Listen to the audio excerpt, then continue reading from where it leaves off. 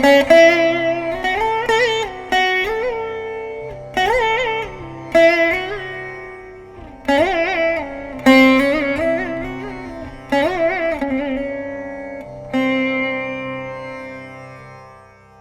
ನಮೋ ಭಗವತೆ ವಾಸುದೇವಾಯ. ಶ್ರೀಬಾದರಾಯಣಿರುವಾಚ ವೃಷಧ್ವಜೋ ನಿಶಮ್ಯೇದಂ ಯೋಷಿದ್ರೂಪೇಣ ದಾನವಾನ್ ಮೋಹಯಿತ್ವಾ ಸುರಗಣಾನ್ ಹರಿಃ ಸೋಮಮಪಾಯಯತ್. ವೃಷಮಾರುಹ್ಯ ಗಿರಿಶಃ ಸರ್ವಭೂತಗಣೈರ್ವೃತಃ ಸಹ ದೇವ್ಯಾಯಯೋ ದ್ರಷ್ಟುಂ ಯತ್ರಾಸ್ತೆ ಮಧುಸೂದನಃ. ಸಭಾಜಿತೋ ಭಗವತಾ ಸಾದರಂ ಸೋಮಯಾ ಭವಃ. ಸೂಪವಿಷ್ಟ ಉವಾಚೇದಂ ಪ್ರತಿಪೂಜ್ಯ ಸ್ಮಯನ್ ಹರಿಂ.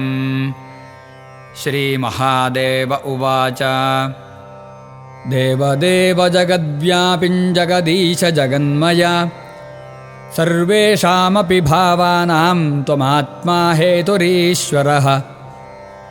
ಆದ್ಯಂತಾವಸ್ಯ ಜನ್ಮಧ್ಯಮಿದಮನ್ಯದಹಂ ಬಹಿಃ ಯತೋ ವ್ಯಯಸ್ಯ ನೈತಾನಿ ತತ್ಸತ್ಯಂ ಬ್ರಹ್ಮ ಚಿದ್ಭವಾನ್. ತವೈವ ಚರಣಾಂಭೋಜಂ ಶ್ರೇಯಸ್ಕಾಮಾನಿ ರಾಶಿಷಃ ವಿಸೃಜ್ಯೋಭಯತಃ ಸಂಗಂ ಮುನಯಃ ಸಮುಪಾಸತೆ. ತ್ವಂ ಬ್ರಹ್ಮಪೂರ್ಣಮಮೃತಂ ವಿಗುಣಂ ವಿಶೋಕಮಾನಂದಮಾತ್ರಮವಿಕಾರಮನನ್ಯದನ್ಯತ್. ವಿಶ್ವಸ್ಯ ಹೇತುಹೃದಯಸ್ಥಿತಿ ಸಂಯಮಾನಾಮಾತ್ಮೇಶ್ವರಶ್ಚ ತದಪೇಕ್ಷತಯಾನಪೇಕ್ಷಃ.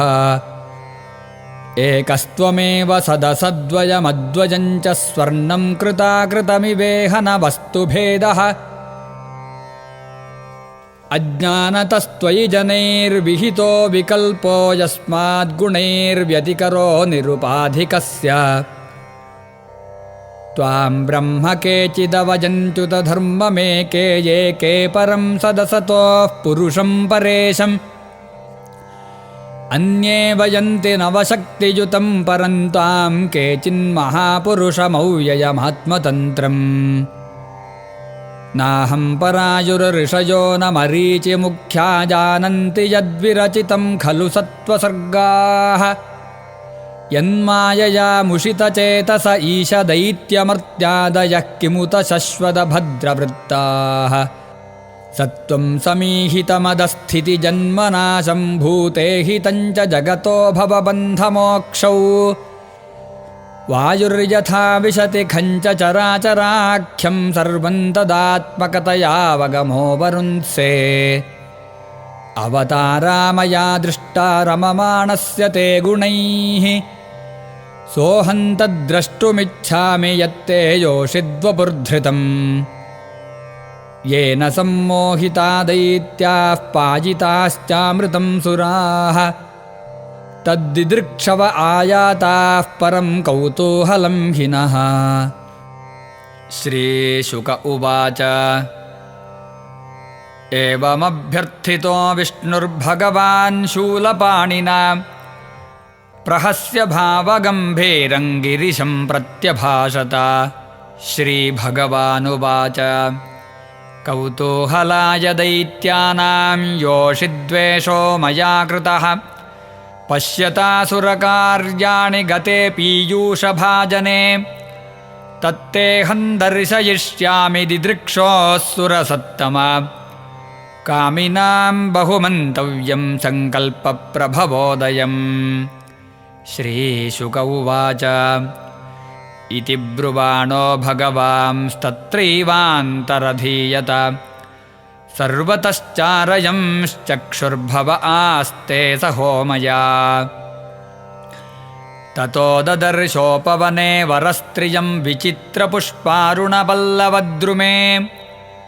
ವಿಕ್ರೀಡತೀಂ ಕಂದುಕಲೀಲಯಾ ಲಸದ್ದುಕೂಲಪರ್ಯಸ್ತನಿತಂಬಮೇಖಲಾಂ. ಆವರ್ತನೋದ್ವರ್ತನಕಂಪಿತಸ್ತನ ಪ್ರಕೃಷ್ಟಹಾರೋರುಭರೈಃ ಪದೇ ಪದೇ. ಪ್ರಭಜ್ಯಮಾನಾಮಿವ ಮಧ್ಯತಶ್ಚಲತ್ಪದಪ್ರವಾಲಂ ನಯತೀಂ ತತಸ್ತತಃ.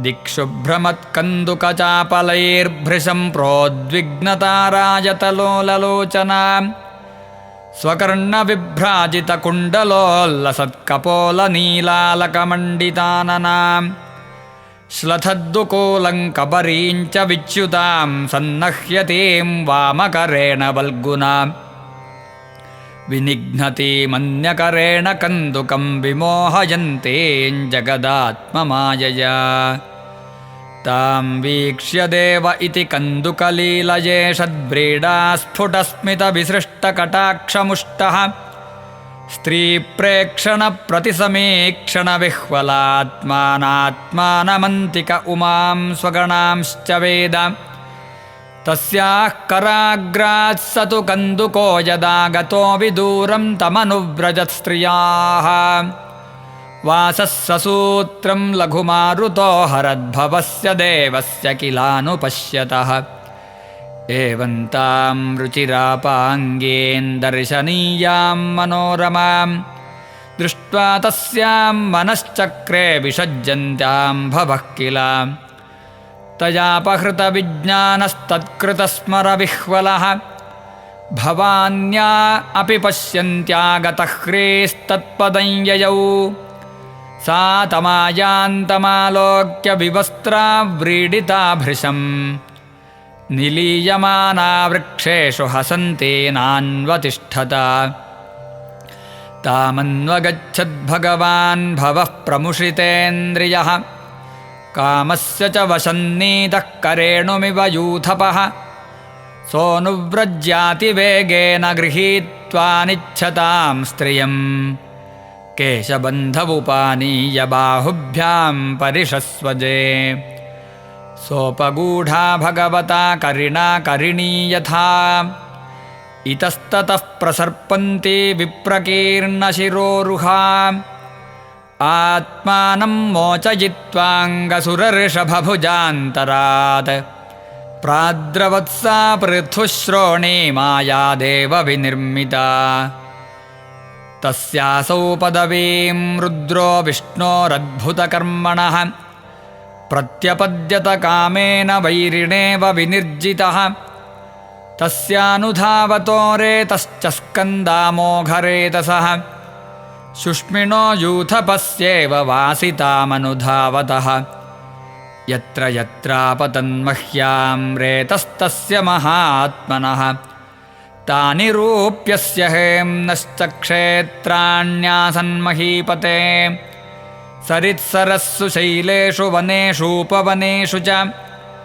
यत्र क्वचासन्नृषयस्तत्र सन्निहितो हरः स्कन्ने रेतसि सोपश्यदात्मानं देवमायया जडीकृतं नृपश्रेष्ठसन्न्यवर्तत कश्मलात् अथावगतमाहात्म्य आत्मनो जगदात्मनः अपरिज्ञेयवीर्यस्य न मेने तदुहाद्भुतम् तमविक्लवमव्रीडमालक्ष्य मधुसूदनः उवाच परमप्रीतो बिभ्रत्स्वां पौरुषीन्तनुम् श्रीभगवानुवाच दिष्ट्या त्वं विबुधश्रेष्ठस्वान्निष्ठामात्मना स्थितः यन्मे स्त्रीरूपया स्वैरं मोहितोऽप्यङ्गमायया को नु मेतितरेन्मायां विषक्तस्त्वदृते पुमान् तांस्तान् विसृजतीं भावान् दुस्तरामकृतात्मभिः सेयं गुणमयी माया न त्वामभिभविष्यति मया समेता कालेन कालरूपेण भागशः श्रीशुक उवाच